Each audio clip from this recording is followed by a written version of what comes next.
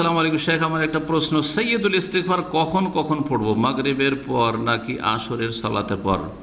সৈয়দুল ইস্তিগফার যদি সকালে পড়েন আর সন্ধ্যা পর্যন্ত যদি সেই দিন মওত হয়ে যায় তাহলে জান্নাত। সন্ধ্যাবেলা যদি পড়েন রাতের কোনো সময় যদি মওত হয়ে যায় তাহলে জান্নাত। মুকিনান বিহি, ইয়াকিনের সাথে পড়তে হবে। যে কথাগুলি পড়ছেন সেগুলোর উপর কি থাকতে হবে? মুকিনান বিহি, হাদিস আছে, ইয়াকিন, সহিহ বুখারীর হাদিস এটা। তাহলে সকাল সন্ধ্যা এই হাদিস দ্বারা বোঝা গেল। এছাড়া সৈয়দুল ইস্তিগফারের কোনো টাইম টেবিল নেই, 24 ঘন্টা পড়তে পারে সৈয়দুল ইস্তিগফার। চলতে ফিরতে উঠতে বসতে লিফটে কাজে কর্মে হাত পা কাজ করছে আর জবান দিয়ে সৈয়দুল ইস্তিগফার পড়ছেন, কোনো অসুবিধা নেই, বহুবার পড়তে পারেন, গণনারও কোনো প্রয়োজন নেই। সেই জন্য সৈয়দুল ইস্তিগফারের বিশেষ কোনো সময় নেই, তবে অন্তর থেকে পড়বেন।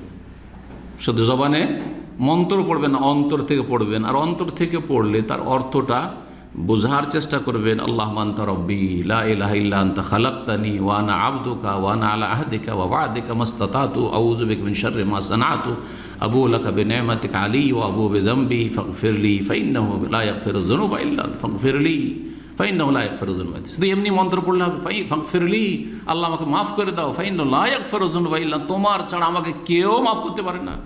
অন্তর থেকে যদি পড়ে, আল্লাহ কোনো শক্তি আমাকে মাফ করতে পারবে না।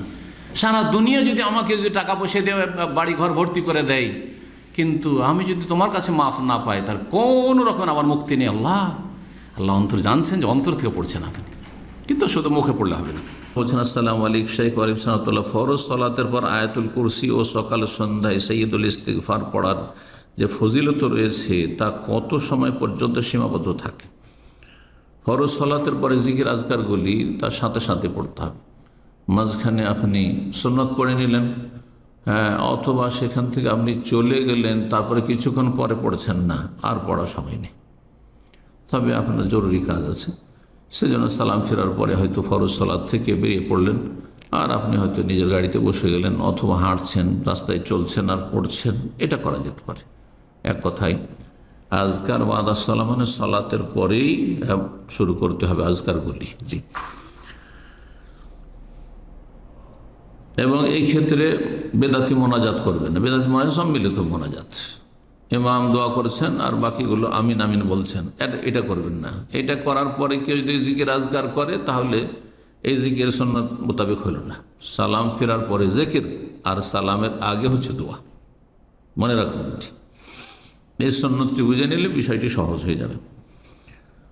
সৈয়দুল ইস্তিগফার যে কোনো সময় পড়া যায়, তবে সকাল সন্ধ্যায় একবার করে পড়লে আপনি জান্নাত পাবেন ইনশাআল্লাহ কমপক্ষে। আর অতিরিক্ত যত পড়বেন তত পড়তে পারেন, যে কোনো সময় পড়তে পারেন। সকাল সন্ধ্যা পড়ার বিষয়টি যে রয়েছে, দুপুরে মাথার উপর থেকে সূর্য গড়ে যাওয়ার পর থেকে শুরু করে আপনার মাগরিব পর্যন্ত, এটা হচ্ছে সন্ধ্যাবেলা জিকিরের সময়।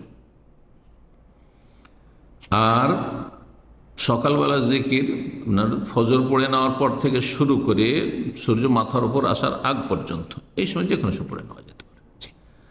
এ হচ্ছে সকাল সন্ধ্যার জিকির আজকার সম্পর্কে যে আয়াতগুলি রয়েছে কোরআনে কারিমে অথবা হাদিস রয়েছে, সেগুলির সঠিক ব্যাখ্যা।